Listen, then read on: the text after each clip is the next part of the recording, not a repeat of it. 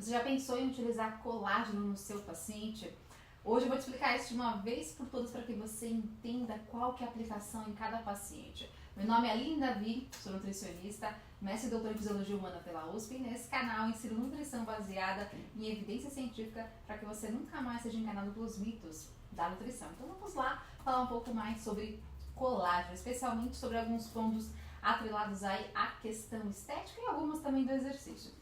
Então olha só, é natural que a gente tenha uma redução do colágeno na pele, infelizmente temos. Mas é algo natural, fisiológico e que pode ser potencializado, claro, com o envelhecimento, mas com outros fatores também, como o consumo de álcool, tabagismo, sol, poluição, xenobióticos, né? Então poluentes de modo geral, realmente agridem mais a nossa célula, aceleram mais o processo dessa degradação do colágeno. Vale lembrar também que nós temos então, com essa redução do colágeno, maior quantidade de rugas, menor elasticidade da pele, uma pele mais desidratada, com menor umidade. Então, é importante pensar, é claro, em tratamentos, né? É o que a gente mais ouve no consultório, a mulherada normalmente quer uma recuperação de colágeno. Mas vamos ver se realmente a gente tem uma comprovação de aplicação de prescrição de colágeno adequada. Olha que interessante. Nós temos aqui o colágeno hidrolisado. Então, é o colágeno que já é quebradinho em alguns aminoácidos ou especialmente peptídeos de colágeno. Peptídeos que são mais bioativos de colágeno. Veja que nós temos aqui de peptídeos como, por exemplo, nós temos prolina juntamente com hidroxiprolina e também glicina com hidroxiprolina, que já estão conectadas e são ofertadas dessa maneira. Vale lembrar que o nosso corpo produz esse colágeno e alguns aminoácidos, como a hidroxiprolina e a hidroxiglicina também, são aminoácidos que são formados para esse intuito de formação do colágeno. E é importante saber que o nosso intestino delgado consegue absorver esses peptídeos. Então, o nosso corpo absorve tanto aminoácidos quanto e até mesmo tripeptídeos. Mais do que isso, mais do que 3 aminoácidos, o nosso corpo não consegue ter uma absorção. Então é por isso que o nosso corpo tem todo um processo de digestão, de quebra das proteínas para posterior absorção. E o colágeno hidrolisado já é ofertado dessa maneira, já digerido. E é interessante pensar que ele pode se manter na circulação nossa em até 14 dias circulante. E ele pode ser aproveitado então para a produção de colágeno. Claro que o consumo alimentar de colágeno pode ser destinado para outros tipos de proteínas dentro do nosso corpo e não apenas o colágeno. Mas eu vou te falar um pouquinho mais sobre isso. E vejam que nós temos algumas fontes de colágeno, seja boi, porco, frango e peixes. E é interessante pensar numa questão ambiental que os peixes têm menor impacto ambiental e menor risco de transmissão de doenças. E é por isso que é importante pensar também nessa fonte, né, de onde que veio o colágeno que você está prescrevendo. E é importante saber também que o colágeno do peixe tem uma boa biodisponibilidade, uma boa absorção, uma boa ação. Então vale a pena realmente pensar nessa prescrição. Veja que aqui nós temos então no nosso corpo, de modo então endógeno, a prescrição, na verdade a síntese, né, a produção de colágeno. Que acontece da seguinte maneira, basicamente aqui resumindo o processo, nós temos um pré-colágeno que é convertido em um pró-colágeno e depois em um colágeno. Vale lembrar que nós temos vários aminoácidos aqui presentes que serão conectados para a formação do colágeno. E é importante pensar que o colágeno tem alguns aminoácidos especiais, que é esse aqui, ó, por exemplo. Então nós temos a prolina, que é convertida em hidroxiprolina, e esse hidroxi da prolina, esse OH, então hidroxi quer dizer OH, ou seja, uma hidroxila, ela é adicionada por conta de uma enzima que depende da vitamina C. Então é por isso que é muito importante que para que exista uma quantidade adequada de colágeno produzida, que exista consumo de vitamina C.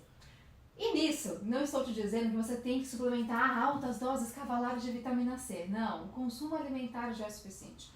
Desde que você se alimente de frutas, verduras, legumes, a gente consegue tranquilamente atingir a quantidade necessária de vitamina C. É muito simples e muito fácil. Não precisaria de uma suplementação. E é importante saber também, vocês já sabem com certeza, que várias marcas de colágeno já têm na sua composição vitamina C, às vezes vitamina E, antioxidantes, tudo bem, é uma possibilidade.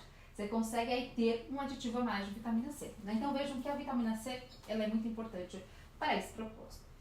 Vamos começar agora com a avaliação de alguns estudos que trazem essa verificação de se o colágeno é interessante ou não, para quem, por quê e como, né?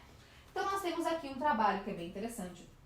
Traz pra gente uma avaliação de pacientes mulheres que têm de 45 a 59 anos de idade e elas foram separadas numa escala de intensidade da cor da pele, que é interessante para que seja avaliado de modo adequado o colágeno, sempre na mesma intensidade de cor, que é esse Fitzpatrick Skin. Então nós temos um fototipo, e nesse caso, fototipo 2 e 3 que foram avaliados nesse estudo. Além disso, nós temos aqui IMC das pacientes de 18 a 25 quilos por metro quadrado e, claro, presença de rugas na face dessas mulheres.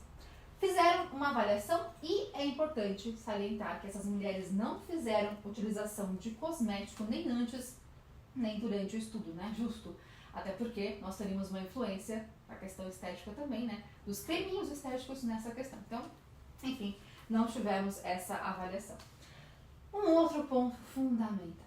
Em qualquer estudo que eu te mostrar aqui, sempre faça a seguinte reflexão.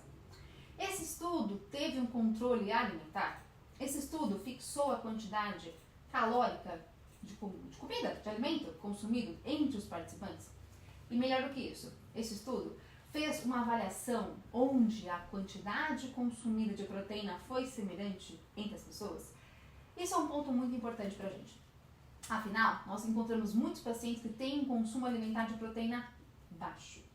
E aí, quando você coloca uma proteína a mais, que é do colágeno, a gente pode já ter um benefício por conta de ajustar a proteína. Então, nós temos aqui, já para começar a nossa discussão, nós temos vários pontos que ainda devem ser ajustados. Eu vou te mostrar alguns pontos, mas é importante, fundamental, que a gente tenha mais pesquisa para isso e vocês vão entender o porquê. Então, tenha um senso crítico para que vocês avaliem junto comigo esses resultados. Então, nesse estudo ainda, nós temos aqui as participantes que receberam o colágeno derivado de peixe durante 90 dias.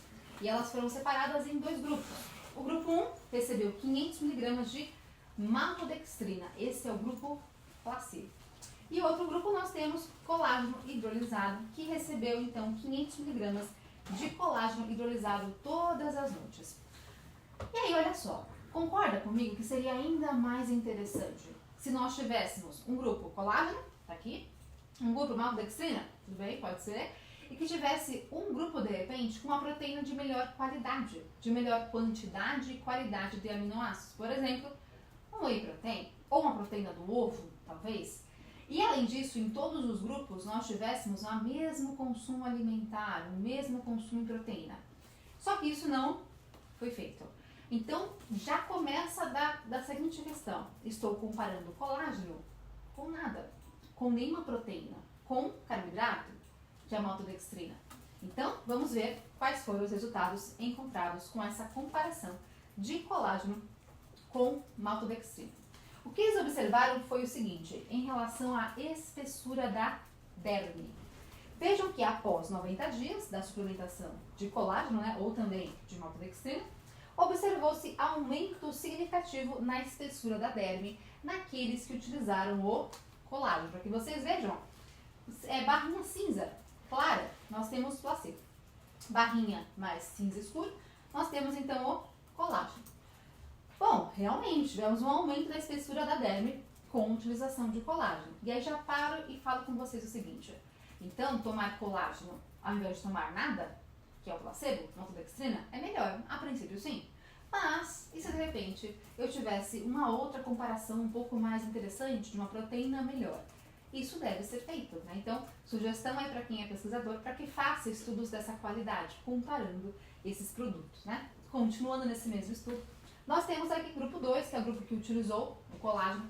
Nós temos redução de rugas na região nasolabial e na região periorbital também, utilizando o colágeno. Então, ou seja, nós temos aqui um resultado interessante. Eu estou te mostrando que é um resultado expressivo da utilização de colágeno, mas sempre comparando-o com maltodextrina.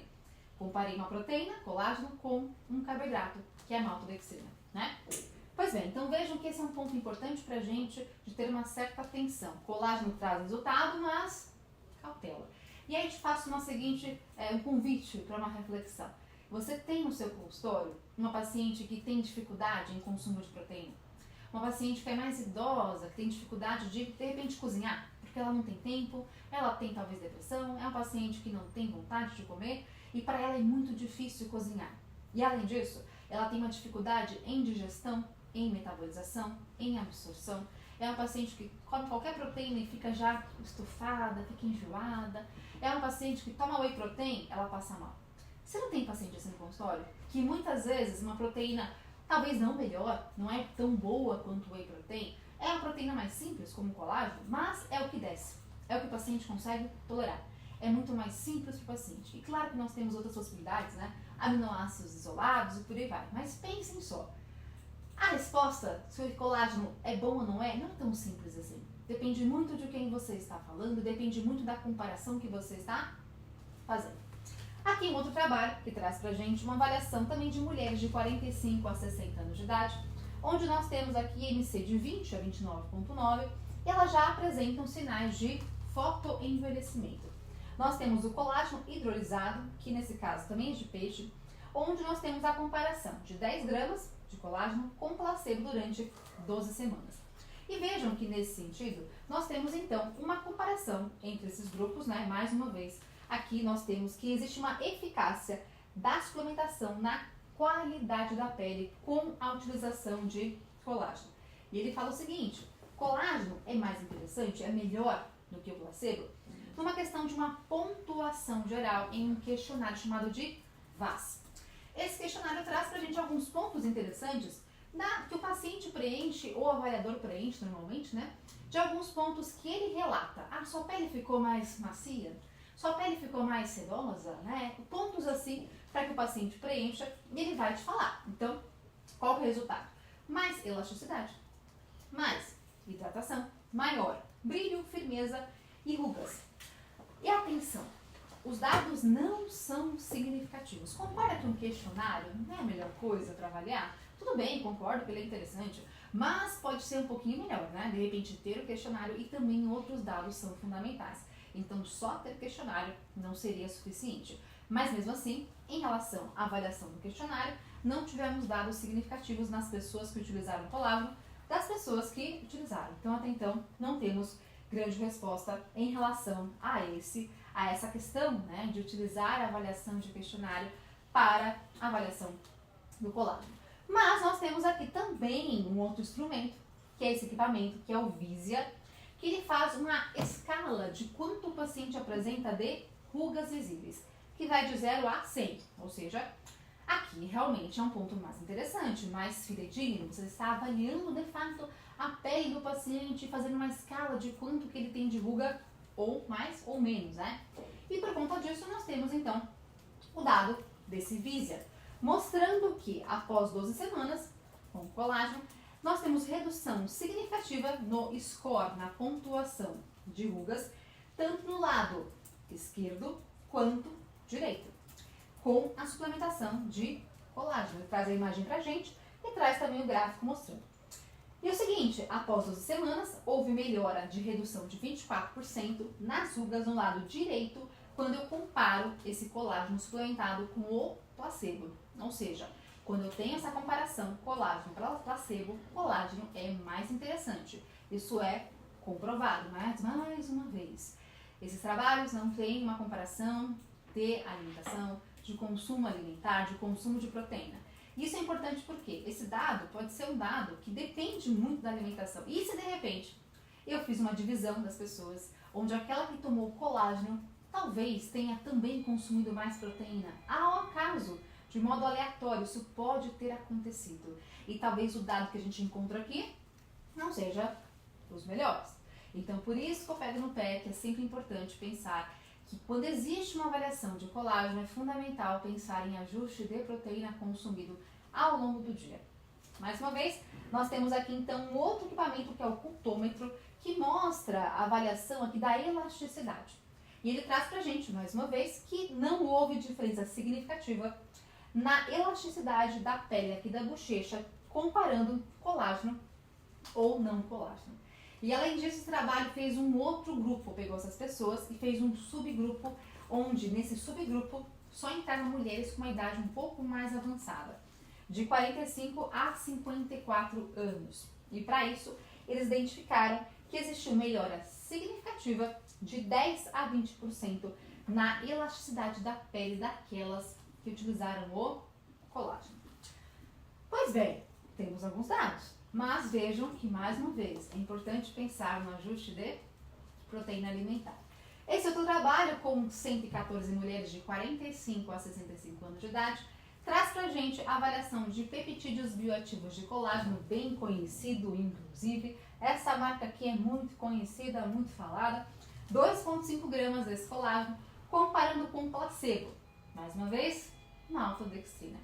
Então, o meu apelo é para que esses pesquisadores façam mais grupos de avaliação, para que assim a gente tenha um grupo que seja uma proteína de boa qualidade, seja alimentar ou seja em suplemento, né? Seria bem interessante que fosse feita essa avaliação.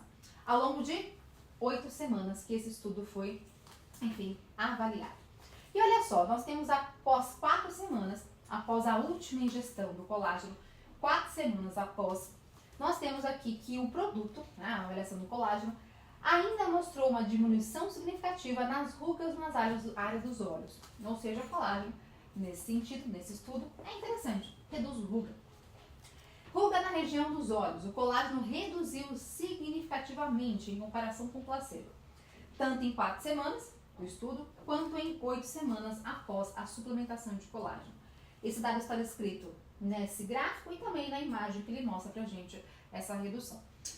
Pois bem, dado interessante, mas é o que eu já te falei e vou repetir novamente. É importante pensar no controle de consumo de proteínas, porque pode acontecer sim do grupo que usou colágeno também comer mais proteína na alimentação ou em suplementação, obviamente, né? Conteúdo de elastina, nós temos aumento do conteúdo quando existe, então, a elastina e também nós temos aumento de fibrina com a utilização de colágeno nessas mulheres. Então, isso mostra aumento na síntese de produção, na síntese de formação, enfim, de colágeno, né? Então, enfim, até então um dado interessante, mas é importante, claro, ajustar a proteína. Esse colágeno elastin, eu acho que é assim que fala, ele é muito comum em estudos que são fora do país, então estudos americanos, europeus, ele é muito utilizado. Aqui no Brasil eu nunca achei, tá? Mas enfim, lá fora é bem utilizado. E esse elastin, ele tem uma composição de 2,5 gramas de peptídeo de colágeno, mas, além disso, tem um mix de vários tipos de vitaminas, antioxidantes, como vocês podem ver, né? Então tem vitamina C, tem extrato de acerola e por aí vai. E vejam que esse trabalho mostrou pra gente que a utilização do colágeno elastin trouxe maior elasticidade, menos ruga, maior densidade da pele e maior hidratação. Ou seja, até então, pode ser um dado interessante mostrando a eficácia da utilização do colágeno. Mais um trabalho com o elastin, aqui nós temos uma dose, igual a outra, né? Onde nós temos 60 pacientes de 40 a 70 anos de idade, e nesse caso nós temos aqui resultados também que mostram pontos interessantes.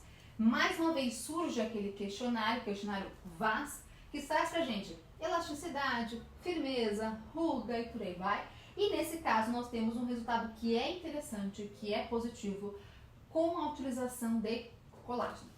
Além disso, nós temos melhora significativa na estrutura da pele com o consumo de colágeno. Então, quando você olha esses dados, você pensa, nossa, que bom, só dados interessantes, né? Todo o trabalho que eu te mostrei, maior parte dos dados apresentados, realmente mostraram pra gente dados positivos do colágeno. Mas, mais uma vez, eu volto a frisar. É importante pensar que precisamos de estudos com mais ajuste de proteína. Esse é o trabalho, eu achei muito interessante porque ele não foca só numa questão estética, mas uma questão importante para pacientes idosos. Então é muito comum, já viu isso daqui, ó, skin tears? O paciente tem esse machucadinho, que é uma lesão que é mais frequente em pacientes idosos. A pele é mais fina, a pele é menos hidratada, a pele é mais sensível. E é por isso que pode acontecer skin tears. E esse machucadinho, ele acaba sendo resultante de fricção, de um atrito maior na pele, e isso realmente incomoda esse paciente idoso. E é por conta disso que foi feito então um estudo com pacientes que estavam hospitalizados pelo menos 5 meses e fez avaliação então de adição de peptídeos de colágeno. Como vocês podem ver, não tem só colágeno, mas tem outras vitaminas também e minerais presentes nesse mix de colágeno. E aí por conta disso então fizeram essa avaliação e demonstrou-se que a suplementação de colágeno pode reduzir essa vulnerabilidade da pele, pode reduzir esses skin tears, o que foi interessante por maior hidratação da pele, maior elasticidade com a utilização de colágeno. Agora eu te pergunto, um paciente desse, idoso, sensível em vários aspectos, emocionais, aspectos físicos, aspectos de digestão, de consumo alimentar, você acha que é fácil para ele comer proteína assim, em boa quantidade? Talvez não seja. Então, o que você conseguir colocar já está de bom tamanho. Já ajuda esse paciente. Não estou falando de um fisiculturista que come o que vier. Estou falando de um paciente debilitado, acamado, internado, paciente idoso. Tá vendo que é muito diferente? Então, para esse paciente aqui, talvez realmente um colágeno por dia, uma dose, pode ser um ponto interessante para ele.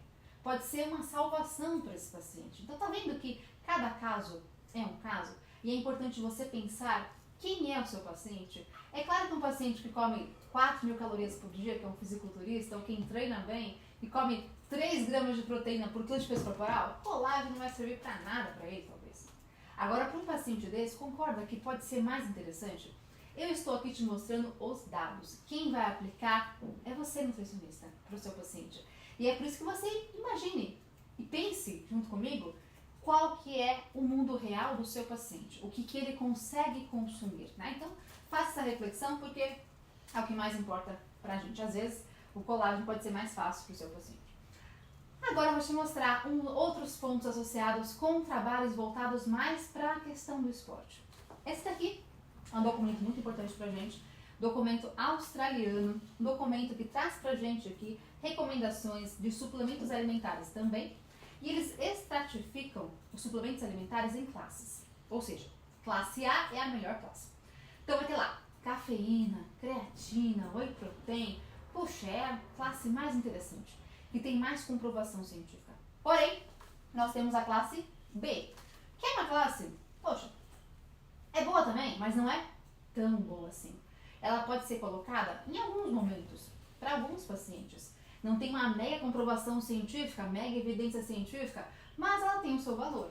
E aí, interessante falar que em 2021, ano passado, nós tivemos então a inserção de colágeno também para o esporte, classificado como classe B aqui do Instituto Australiano do Esporte. Então não sou eu que estou falando, é o Instituto Australiano do Esporte. Então quer dizer que este instituto coloca o colágeno como uma possibilidade para alguns pacientes? Sim, até mesmo para quem é atleta, até para quem é desportista. E eu vou te fazer uma tradução do que está escrito nesse documento. Não é uma fala minha, é uma fala do documento. Níveis plasmáticos de glicina reduzem após o treino. E lembrando que não é tão simples assim conseguir boas quantidades de glicina, muitas vezes em vários tipos de alimentações. Claro que você pode ajustar, mas não é tão fácil assim muitas vezes. E o seguinte, ele sugere que exista então maior necessidade para esses pacientes que têm treinos mais intensos. E assim, exercícios extenuantes, então, o consumo de colágeno pode ser interessante. E ele mesmo fala, a prolina presente em alimentos de origem láctea, ela pode ser integrada ao colágeno muscular na região, né? Então vejam só, que nesse caso a gente pode pensar o seguinte, será que eu preciso do colágeno? Talvez não, você tem outros alimentos desses aminoácidos, mas é uma possibilidade. Nós conseguimos ter então essa reposição com colágeno? É uma possibilidade, de acordo com o que eles estão falando, e aqui nós temos as referências que esse documento traz pra gente. E além disso, ele continua falando outros pontos também. Ele fala assim, redução na dor, inflamação e lesão muscular já foi verificado com a utilização de colágeno. Na verdade, eu nunca achei muitos trabalhos que mostrassem redução da inflamação, mas foi o que o documento trouxe pra gente. Enfim. Além disso, 20 gramas de colágeno, ou também é possível pensar em outros tipos de proteínas, podem fazer o mesmo papel. Então, ele mesmo fala o seguinte, ó, 20 gramas de colágeno é uma possibilidade, mas nada impede que você use outras proteínas, seja queijo, ovo, whey protein. Então, ele já fala, não é obrigatório o colágeno, mas é uma possibilidade. Continuando, mais estudos são necessários para confirmar se o colágeno hidrolisado ou seus peptídeos bioativos são realmente necessários, são realmente importantes. E ainda o uso da vitamina C é importante, mas apenas nós vamos pensar em suplementação caso a alimentação desses pacientes seja muito baixinha em vitamina C, o que é mais incomum. É fácil colocar vitamina C na alimentação, não se preocupem em relação a isso. E eu te trago um estudo que realmente até o momento é o melhor que nós temos. Ganhou o selo Best Suplemento. Aqui nós temos um trabalho que um dos autores é o Stuart Phillips, que traz pra gente um trabalho muito importante porque ele faz uma avaliação de colágeno, aquele da gelita, o colágeno nós temos aqui hidrolisado, com também whey protein. Então vê que é diferente? Nós temos pacientes idosos, saudáveis, 6 dias utilizaram então a avaliação de colágeno.